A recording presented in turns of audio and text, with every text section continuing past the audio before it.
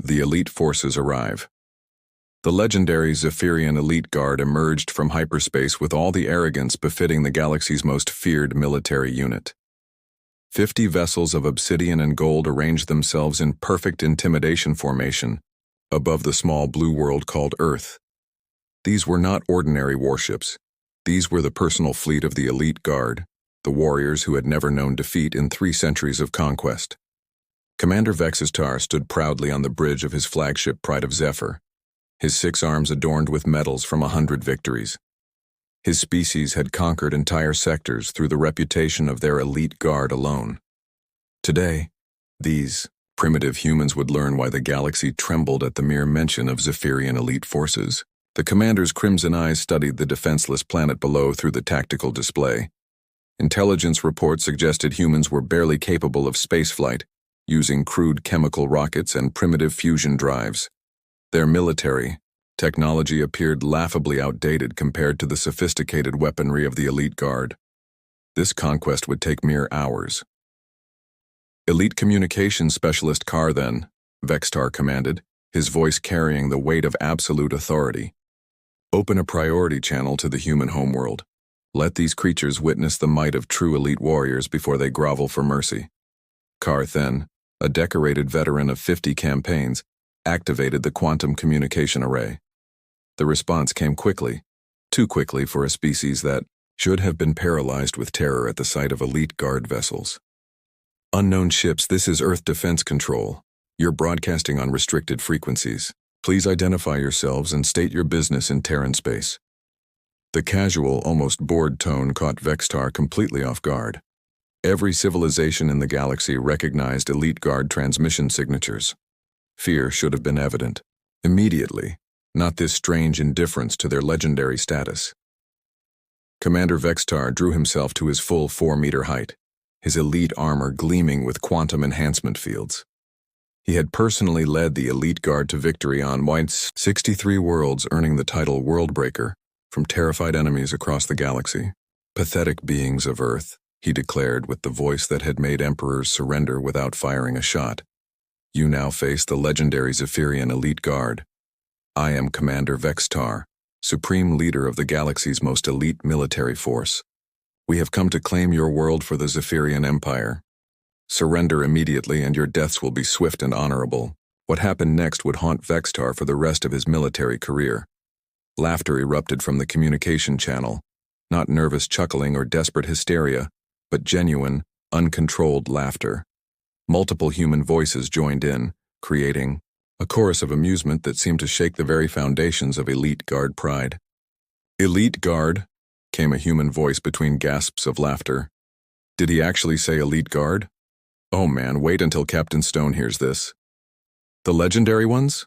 Another voice added, barely containing their mirth. The same elite guard that got their butts kicked by those farmers on Kepler 442b last month? Vextar's compound eyes bulged with rage and disbelief. You dare mock the elite guard? We are the finest warriors in galactic history.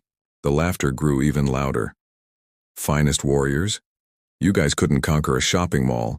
Someone get the recording of their last elite operation, the one where they retreated from a mining colony. Elite communications specialist, Vexitar, hissed to Karthan. Are these humans actually laughing at us?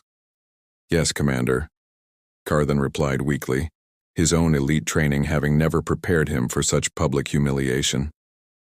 They appear to find our elite guard status amusing. A new voice joined the human communications, crisp and professional but dripping with barely concealed mockery.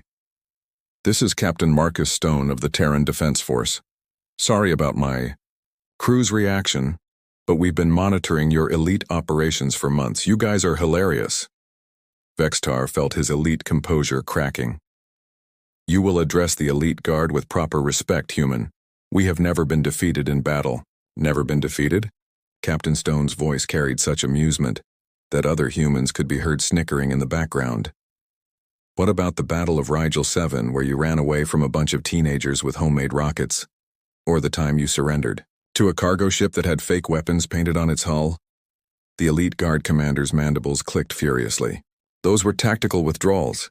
Elite forces do not engage in unwinnable scenarios. Unwinnable. The human laughter reached new heights. You called a retreat against a flock of angry space birds on Tau Ceti. The entire galaxy has memes about you guys. Memes? Vextar asked uncertainly. Jokes, Commander. You're literally the punchline to half the comedy shows in known space.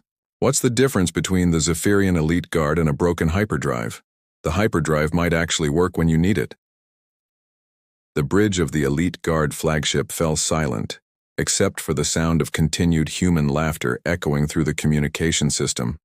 Vextar's elite officers stared at their boots, their legendary pride crumbling under the weight of galactic mockery. This cannot be happening, Vextar whispered.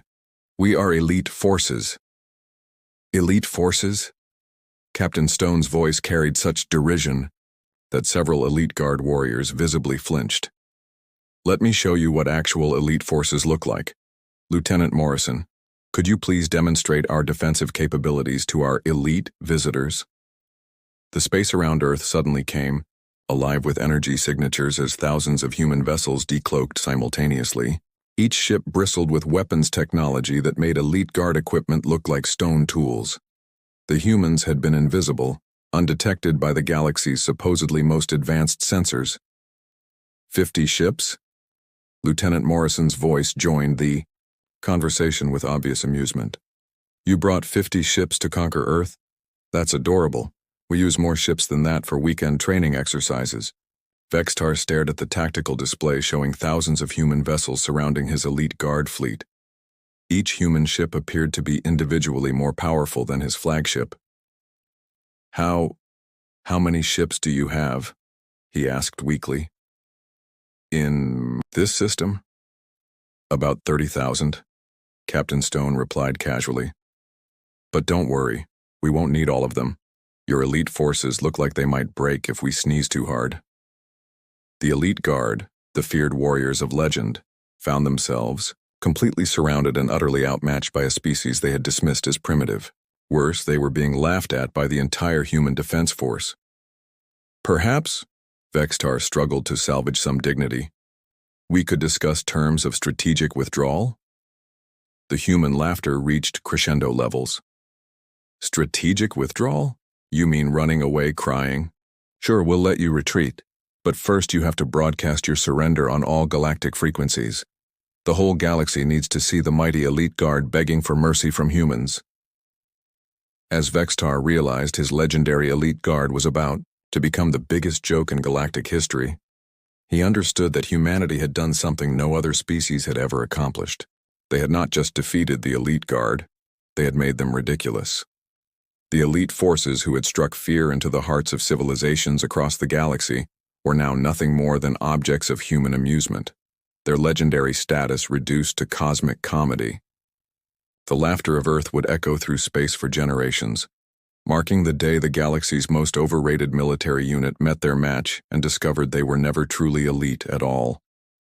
The laughing Protocol Major Diana Cross floated onto the main communication deck of Earth Defense Command, still wiping tears of laughter from her eyes. The entire command center had erupted into chaos when the so-called Elite Guard's transmission began, with officers falling out of their chairs and several technicians requiring medical attention from laughing too hard. Captain Stone? She gasped between giggles. Please tell me we're recording this for the archives. The comedy division is going to have a field day with this material. Captain Stone nodded, his own composure barely held together. Already being broadcast live to the Galactic Entertainment Network, Major. Half the civilizations in known space are watching the legendary Elite Guard get roasted by humans in real time. Commander Vextar's voice crackled through the speakers, now carrying a desperate edge that only made the humans laugh harder. You cannot treat the Elite Guard with such disrespect. We demand to speak with your Supreme Military Commander. Supreme Military Commander? Major Cross took over the communication with obvious glee. Oh, that would be me, Major Diana Cross, and I have to say, this is the best entertainment we've had all year. Boys, bring up the highlight reel. The main display screen flickered to life, showing compilation footage of Elite Guard failures that had been circulating through galactic social networks for months. The first clip showed elite guard vessels retreating from a children's birthday party on a space station after mistaking party balloons for weapons.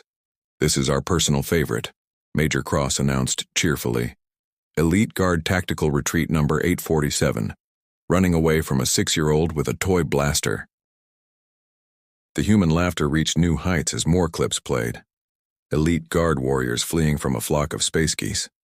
The infamous incident where they surrendered to their own reflection in a mirror-plated asteroid. The time they called for, back up against a malfunctioning cleaning robot.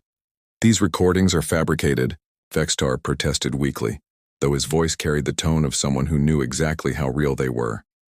"Fabricated?" Lieutenant Jake Morrison joined the conversation, his voice dripping with mock surprise. "Commander, these are from your own helmet cameras. You guys broadcast your failures live to the entire galaxy. We have subscription alerts set up for whenever the Elite Guard attempts another mission." The bridge of the Elite Guard flagship had fallen into stunned silence.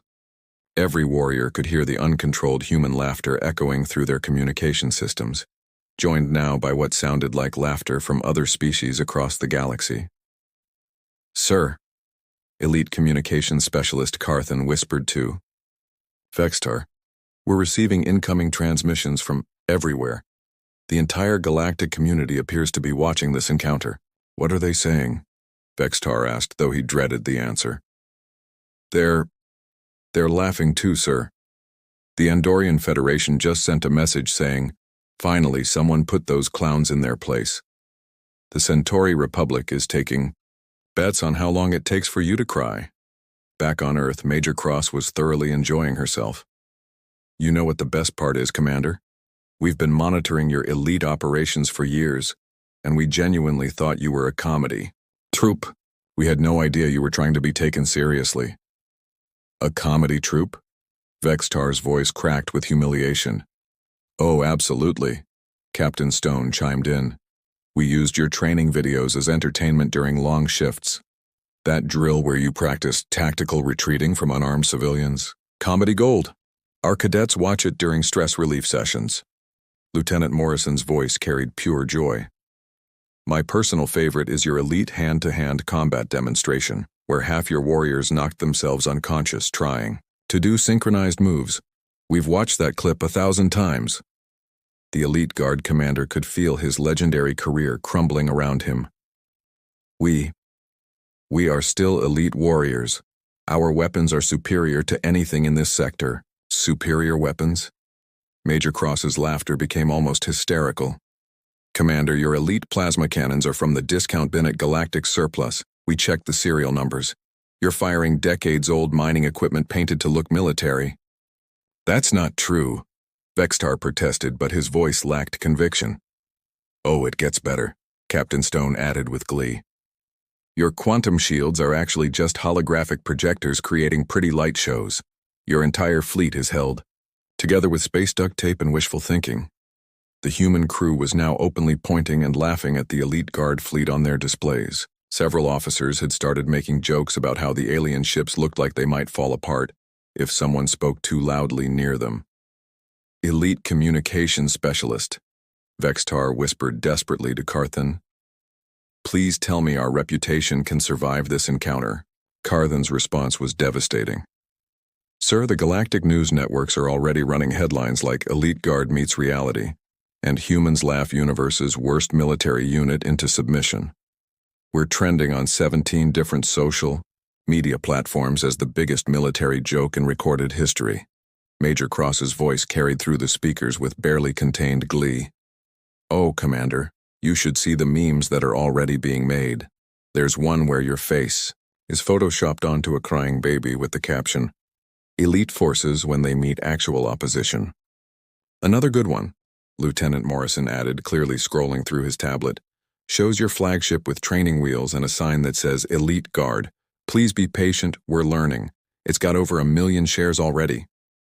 The Elite Guard bridge fell into complete silence except for the continued sound of galactic laughter echoing through their systems. Every channel, every frequency, every communication network in known space seemed to be carrying the sound of their public humiliation. "Commander." Carthan whispered with the tone of someone delivering a death sentence. The Galactic Military Academy just sent a message. They're requesting permission to use our encounter with the humans as a case study in how not to conduct military operations. Vextar felt his 6 knees go weak. The elite guard, the legendary warriors who had supposedly struck fear into civilizations across the galaxy, had become a teaching tool for military failure. Perhaps, he said with the last shreds of his dignity, we could negotiate a quiet withdrawal from your system. The human laughter that greeted this suggestion was so intense that several elite guard warriors actually covered their ears. Major Cross's voice carried pure joy when she finally managed to speak. Quiet withdrawal? Oh no, Commander. This is way too entertaining to end quietly. We're going to make sure everyone in the galaxy sees exactly how the mighty elite guard handles real opposition. Captain Stone's voice joined in with obvious delight. Don't worry, Commander. We'll make sure your retreat is broadcast live to every civilization in known space. The whole galaxy deserves to see their favorite comedy. Act in person. As the elite guard prepared for what would become the most publicly humiliating retreat in military history, Commander Vextar realized that his forces had encountered something far more devastating than superior firepower. They had met a species that had turned their defeat into entertainment, their humiliation into art, and their legendary status into the punchline of the greatest joke the galaxy had ever heard. The laughter of Earth would follow them across the stars, ensuring that wherever the elite guard went, they would be remembered not as feared warriors, but as the military unit that made humanity laugh so hard they cried. The great elite embarrassment admiral, Nina Valdez, materialized on the main holographic display of Earth Defense Command, her silver hair gleaming under the command center lights. She'd been observing the entire encounter from the outer system, and her arrival brought fresh waves of anticipation from the human crew, who knew they were about to witness something legendary. Captain Stone, Admiral Valdez said with a grin, that could power a small star. I do hope you've been entertaining our guests properly. I could hear the laughter from 3 star systems away. The Admiral's presence seemed to drain what little remaining confidence the elite guard possessed. Commander Vextar's voice came through the speakers with barely concealed panic. We demand to speak with someone of actual authority, not more of your comedy performers. Admiral Valdez's laughter was like music to human ears and torture to elite guard pride. Comedy performers? Oh, Commander, you're absolutely right. We are the comedy here. You're the tragedy. I'm Admiral Nina Valdez, and I've been studying your elite failures for decades. You're even worse in person than your reputation suggests. Studying our operations? Vextar asked weakly. Oh yes, Commander. Your elite guard is required reading at our military academies, in the section titled Catastrophic Leadership Failures. Throughout history, right between How Not to Plan a Campaign and Case Studies in Military Incompetence. The human crew erupted into fresh laughter, while Major Cross pulled up another display screen. Admiral, should we show them the textbook? Chapter 12. The Elite Guard Phenomenon, When Propaganda Replaces Training. Admiral Valdez nodded enthusiastically. Excellent idea, Major. Commander Vextar, I'm sending you a copy of our military textbook. Your failures are studied by every cadet in the Terran Defense Force. You're literally required homework. The transmission showed actual pages from human military textbooks featuring detailed analysis of elite guard tactical disasters. Diagrams showed how their formations were fundamentally flawed, their strategies were outdated, and their equipment was obsolete even by galactic standards of 50 years ago. This is impossible, Vextar whispered as he stared at the academic breakdown of his force's incompetence. The elite guard has conquered dozens of worlds. Conquered? Admiral Valdez's voice carried such amusement that several elite guard officers visibly cringed. Commander, you've never conquered anything. You show up, make threats, and then target civilizations negotiate surrender, just to avoid the embarrassment of being seen fighting you. Colonel Ryan Torres joined the conversation from his position on the tactical bridge. It's true, Commander. We contacted 17 civilizations you supposedly conquered. They all said the same thing. They surrendered because fighting the elite guard would have been like punching a disabled child. It felt too cruel. The Rigelians told us, Major Cross added with obvious glee, that they actually felt sorry for you. They surrendered because watching your tactical incompetence was making their military advisors cry with second-hand embarrassment. Admiral Valdez pulled up another display showing intercepts of alien communications from across the galaxy. Commander, would you like to hear what other civilizations really think of your elite guard? We have recordings. The audio began playing, messages from various alien species, all discussing the elite guard with the tone typically reserved for discussing particularly pathetic comedy acts. The Andromedans classify you as a protected military heritage site, like a museum exhibit of how not to wage war, Admiral Valdez announced cheerfully. The Centauri Republic has a betting pool on which species will make you retreat next, Colonel Torres added. Current favorite is a strongly worded letter from a kindergarten class. Commander Vextar's voice came through the speakers barely above a whisper. This cannot be our reputation across the galaxy. Oh, but it is. Admiral Valdez's joy was infectious, causing the entire human crew to break into fresh laughter. The galactic military community has an annual award ceremony called the Elite Guard Awards, given to the most spectacularly incompetent military failures of the year. Last year's winner, Major Cross announced while scrolling through her tablet, was actually awarded to you personally, Commander, for the incident where your elite forces got lost in space for 3 weeks because someone put the navigation coordinates in backwards. The elite guard bridge had fallen into stunned silence. Every warrior could hear not just human laughter, but what sounded like the entire galaxy mocking their legendary status. Elite Communications Specialist? Vextar asked desperately. What are the other fleets saying about this encounter? Carthen's response was devastating. Sir, the Galactic Defense Coalition just sent a message saying they're glad someone finally called out the galaxy's most overrated military joke. The Trade Federation is offering humans honorary membership for performing a public service. Admiral Valdez was now openly reviewing military reports on her display. You know what's truly amazing, Commander? Your success rate is actually negative. You've failed so spectacularly in some operations that you actually helped your enemies. By accident. The Battle of Kepler Prime, Colonel Torres read from his files, where your elite forces accidentally attacked your own reinforcements and then surrendered to a cargo freighter that wasn't even armed. Or the Siege of New Geneva, Major Crossy added with delight, where you tried to blockade a planet but ended up orbiting the wrong star system for 6 months. Captain Stone's voice carried pure joy as he shared the next revelation. Commander, we've been monitoring your communications for years. Do you want to know the real reason civilizations surrender to you? What reason? Vexitar asked, though his tone suggested he dreaded the answer. They're afraid that if they resist, you might accidentally blow yourselves up and the debris might damage their infrastructure. Your reputation isn't for being dangerous. It's for being dangerously incompetent. The human laughter reached crescendo levels as Admiral Valdez displayed actual insurance policies taken out by civilizations before elite guard visits, specifically covering damage caused by accidental self-destruction of attacking forces.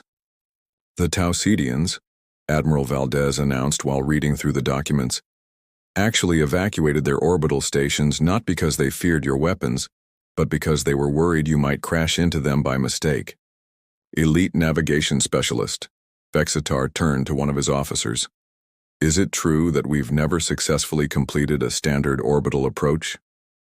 The navigation specialist's response was barely audible. Sir, our success rate for basic space maneuvers is approximately 7%. 7%? Admiral Valdez's voice carried such incredulous amusement that the entire human crew collapsed into fresh waves of laughter. Commander, our training simulations for new cadets have better success rates than your elite operations. Captain Stone wiped tears from his eyes as he managed to speak. Commander, our children's space camp has better tactical competence than your entire fleet. We literally use recordings of your missions as examples of what not to do during basic pilot training. The elite guard had been reduced from legendary warriors to galactic punchlines in the span of a single encounter. Their reputation as fearsome conquerors had been revealed as the galaxy's longest-running joke, and humanity had been the one to finally call them out publicly. Perhaps Commander Vextar said with the tone of complete defeat. We could simply leave your system and never speak of this encounter. The human laughter that greeted this suggestion was so intense that it registered on seismic monitors across 3 continents. Leave quietly? Admiral Valdez's voice carried pure theatrical joy. Oh no, Commander. This encounter is going down in history as the day the galaxy's biggest military fraud finally got exposed. We're going to make sure everyone remembers the day the elite guard met actual professionals and got laughed out of the star system. As the elite guard realized their humiliation was being broadcast live to billions of beings across the galaxy, Commander Vextar understood that his forces had encountered something far worse than military defeat. They had met a species that had turned their legendary status into a cosmic joke, and the laughter would follow them to every corner of the galaxy for generations to come. The elite forces Surrender General Patricia Hawkins stepped onto the command deck with the bearing of someone who had just witnessed the most entertaining military spectacle in galactic history. Her uniform was immaculate, her posture perfect, and her smile was absolutely predatory as she surveyed the communication displays showing the thoroughly humiliated elite guard fleet. Admiral Valdez, she announced with barely contained glee, I do believe our guests are ready to discuss surrender terms.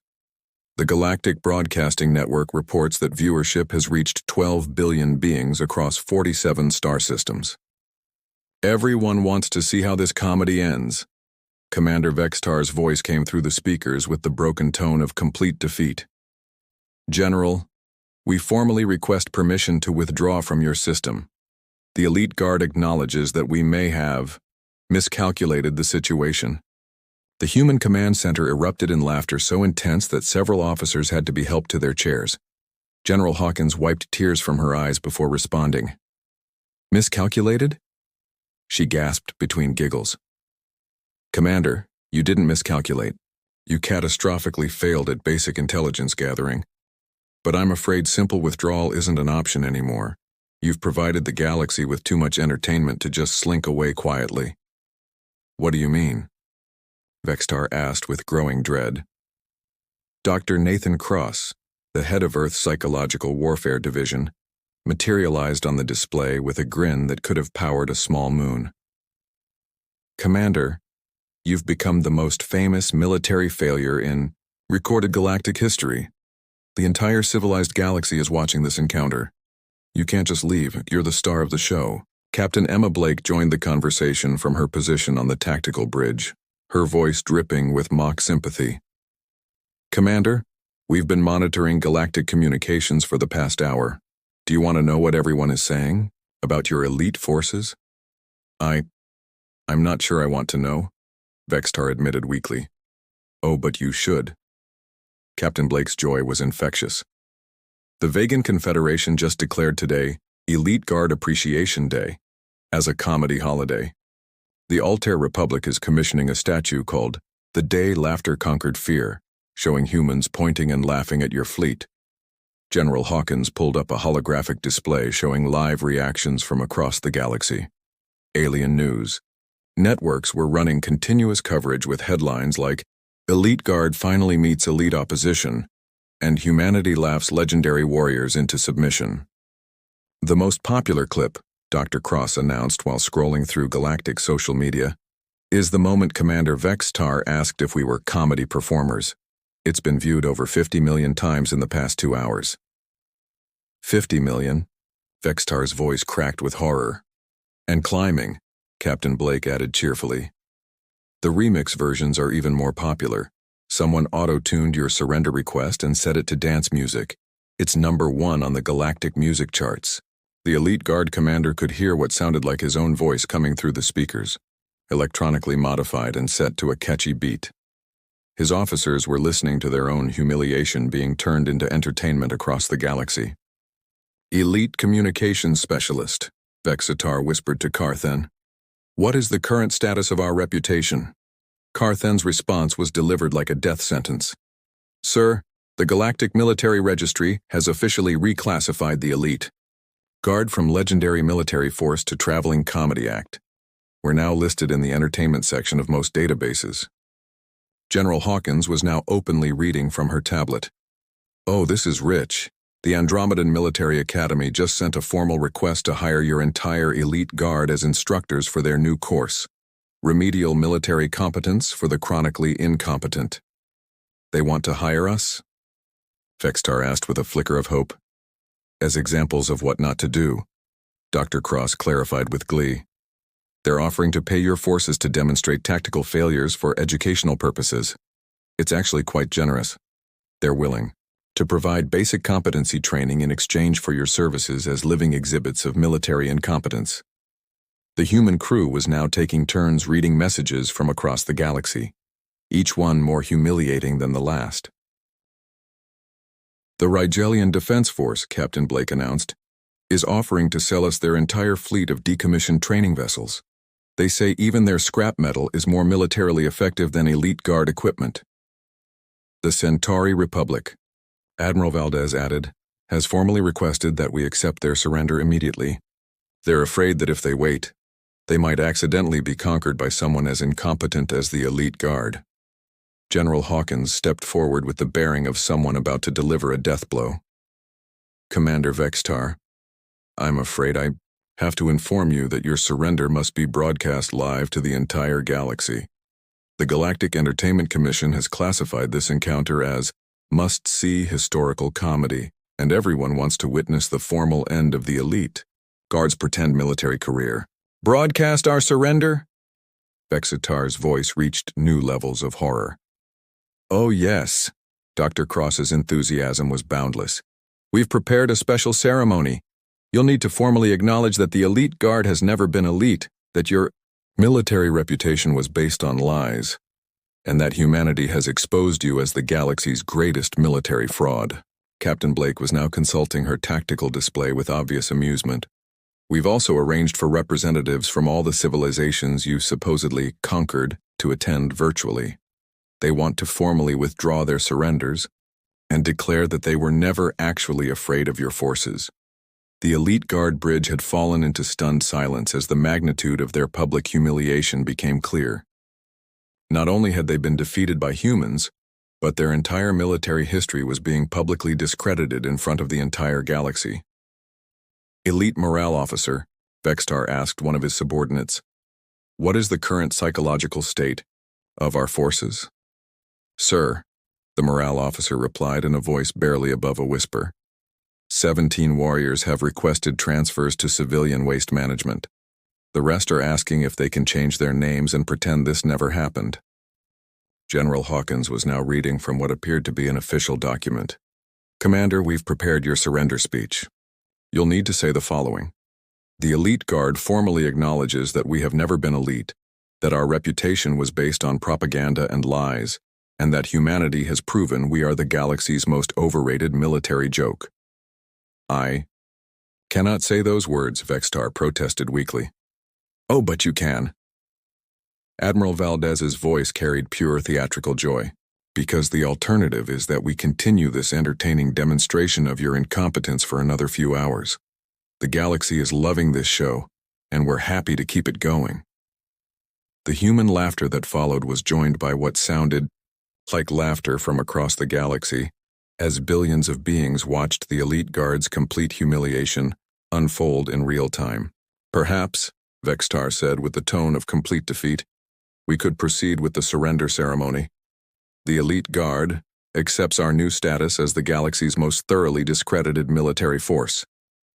Excellent, General Hawkins clapped, her hands together with glee. Captain Sofia Rivera will now escort you through the formal surrender process. Don't worry, Commander. This will only take about an hour to broadcast to every civilization in known space. As the elite guard prepared to formally surrender their pretended military status to a species that had turned their defeat into the greatest comedy show in galactic history, Commander Vextar realized that his forces had encountered something far more devastating than superior weapons.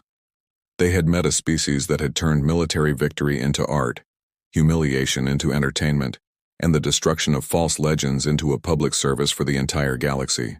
The elite guard's surrender would be remembered not as a military defeat, but as the day the galaxy's biggest liars finally got caught, and humanity had been the one to call them out with laughter that would echo across the stars for generations. The new Elite Standard Commander Lucas Hayes stepped forward to oversee the final phase of what had become known across the galaxy as the Great Elite Guard Comedy Hour. The formal surrender ceremony had been watched by over 20 billion beings, and the aftermath was proving even more entertaining than the initial encounter. "Commander Vextar," Hayes announced with the tone of someone addressing a particularly slow student, "now that you've formally acknowledged your complete military incompetence to the entire galaxy, we have a proposition for you." The broken voice of the former Elite Guard commander came through the speakers with barely concealed desperation. "What kind of proposition?" "Well," Hayes continued with obvious amusement, "since you've spent so many years pretending to be elite forces, we thought you might benefit from seeing what actual elite forces look like. Consider it educational." Captain Sofia Rivera joined the communication with a grin that could be seen from orbit. "We're offering your forces a chance to attend the Terran Military Academy's remedial training program. It's designed for beings who have never actually learned basic military competence." "Remedial training?" Vextar asked weakly. "Oh yes," Dr. Nathan Cross chimed in cheerfully. "We've developed an entire curriculum based on your failures. It's called From Fraudulent to Functional, a recovery program for fake military forces. You'll be our first class." The Human Command Center erupted in fresh laughter as Major Diana Cross pulled up the proposed training schedule. Week 1 covers basic concepts like how to read a star map without getting lost and weapons maintenance for people who don't know what weapons are. Week 2, Admiral Valdez added with glee, focuses on strategic thinking for the strategically challenged and how to surrender properly when you're obviously outmatched. Commander Vexitar's voice carried the tone of someone who had given up all hope. "You're offering to train us?" "Train you?" General Hawkins joined the conversation with barely contained mirth. "Oh no, Commander. We're offering to educate you. There's a big difference between training warriors and teaching pretenders how to stop being embarrassing." Captain Rivera was now consulting her tablet with obvious amusement. "The good news is that several of your warriors have already requested enrollment. Elite Navigation Specialist Carthan has specifically asked to audit our course on basic space navigation for the directionally challenged. The even better news," Dr. Cross added, "is that the Galactic Education Commission has agreed to fund your entire remedial program as a public service. They consider your rehabilitation essential for galactic security.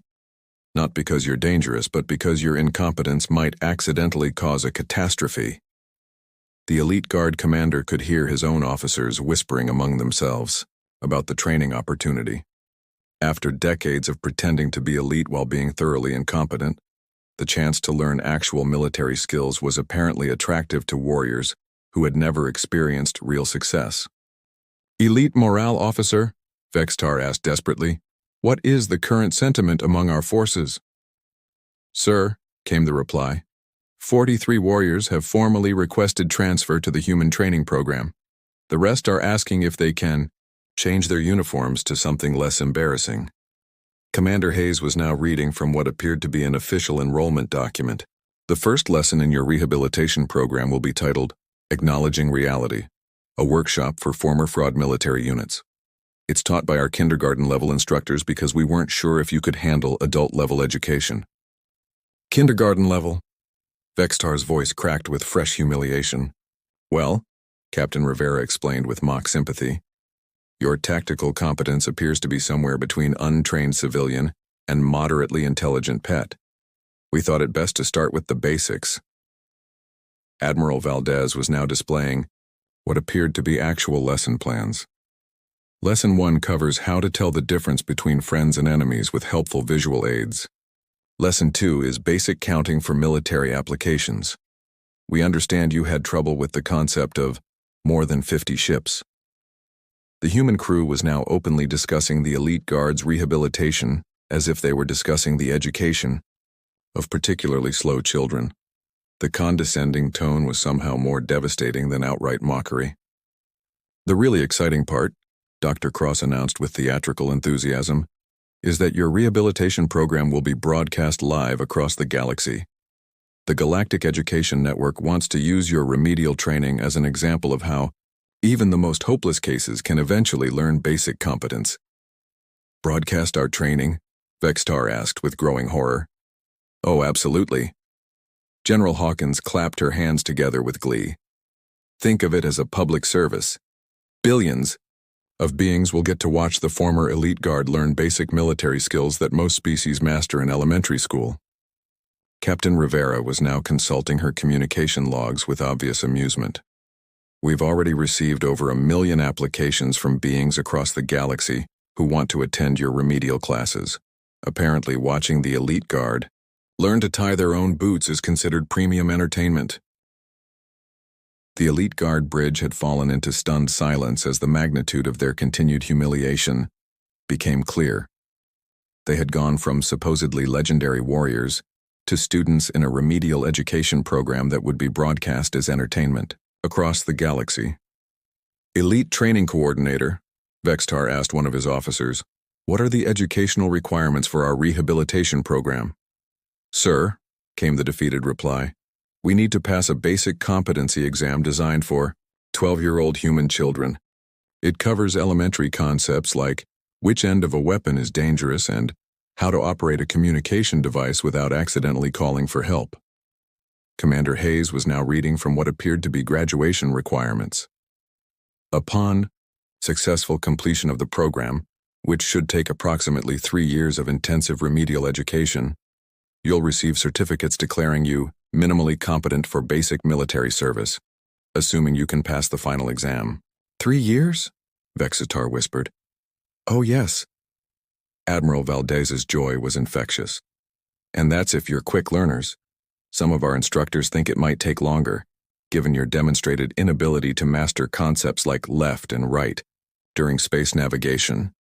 The human laughter that followed was joined by what sounded like the entire galaxy, celebrating the end of the elite guard's fraudulent military career and the beginning of their long journey toward actual competence. Perhaps, Vexitar said with the tone of complete surrender, we could begin our rehabilitation immediately. The elite guard accepts that we need to learn everything from the beginning. Excellent, Captain Rivera announced with pure joy. Your first homework assignment is to write a 10-page essay titled, Why Pretending to be Elite is Bad for Everyone. Due tomorrow, and remember, spelling counts. As the former elite guard prepared to begin their long journey from galactic joke to minimally competent military unit, Commander Vextar realized that humanity had accomplished something unprecedented. They had not only defeated the galaxy's biggest military fraud, but had turned their victory into an educational opportunity that would benefit the entire galaxy. The elite guard's rehabilitation would be remembered as the day the galaxy's standards for military competence were permanently raised and humanity had become the new benchmark for what actual elite forces should look like. The laughter that had begun with their arrival would continue throughout their education, but now it would be the sound of a galaxy learning that real strength came not from pretending to be elite, but from actually earning that status through competence, preparation, and the courage to laugh in the face of fraudulent legends. The humans had not just won a military encounter. They had redefined what it meant to be truly elite in a galaxy that had been fooled by pretenders for far too long.